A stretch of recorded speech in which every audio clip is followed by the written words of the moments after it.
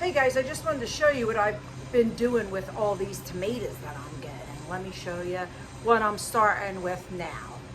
So I have these trays that I had diced, and this I'm going to do a balsamic glaze with some basil I had in the garden too, as like a snack. We're going to see how it works. Now you'll notice though over here, they look a little different. These guys were frozen first when I was away, so I had cut them up. And I'm saving the skins because you can dehydrate them if you don't have a freeze dryer, and then make a little powder, and then you can add it to things to thicken it. These are all the tops and the ends and the ickies. They're going to the chickens. And then I'm saving these. It's not the first of my tomatoes, and it is not going to be the last. All right, so they're all finished. I'm going to bag them up now, but you can see, yeah, they're all dry. You can powder them if you had wanted to. Let me show you. If you just like kind of crush it, it'll turn to a powder. But I'm going to keep them. I'm going to keep them diced. I do use diced for a lot of things. You see, these are the ones that were frozen first, so there's a little bit of like, you know, like it's residue or whatever on them, but they're still diced. And I have 2 more trays ready to go in, and I'm sure I'm going to get some more for tomatoes. Hey guys, the rest of my tomatoes, and then I'm done with my harvest except for some little things that I've been picking here and there. I had a ton of hornworms, like a ton, and you know, as I said, we've been going back and forth, so I've been picking them off, feeding them to the chickens, and the wasps were laying nests on them, so some of them were dying off. But now that I got a lot of them off, oddly enough, like we're at the beginning of September, and they're starting to grow back and get flowers. Same with my peppers are doing really well still. And even the string beans started getting some flowers. This is what I picked yesterday, the string beans. Got my little, that's just what I got yesterday. Go back out today. But anyway, the tomatoes for the most part are done. So this is what I saved, and I've been putting them in the freezer the entire time.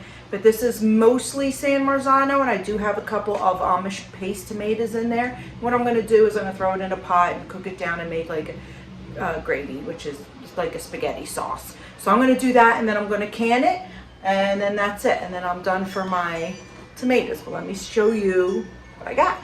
So here I got 3 bags. So they shrunk down because I had defrosted. They were in the freezer. I had them defrosting, so they're defrosted now. So they shrunk down. The bags were full when they were whole, though. But these, I have 3 bags of the San Marzanos, and this is the paste I get. The paste tomatoes didn't turn out as great as I wanted this year. I did eat some, and then I have a couple that are still, I have them on the windowsill trying to get a little more ripened. But this is what I'm going to use today. And what I'm going to do, let me show you why I have my trays out here.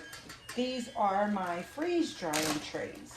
And what I'm going to do is I'm going to, once you put them in the freezer, like you can see, they're really wet. That's not what I want to do. But as you can see, they're really wet. So what I want to do is I just want to take the skin off, and it peels right off when it's like frozen and defrosted. I'm going to freeze dry all my peels, which is why I'm putting them right in the freeze dry trays, because with that I can make a powder, like a powder with it, and I can use it to thicken things or make a tomato sauce or tomato paste.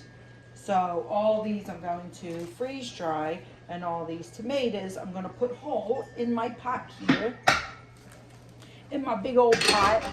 I'm going to put them whole in my pot, and then we're going to start to cook them down so that we can make our gravy. It's going to take me a minute. I won't sit here and bore you with it. We'll just come back when I'm all done.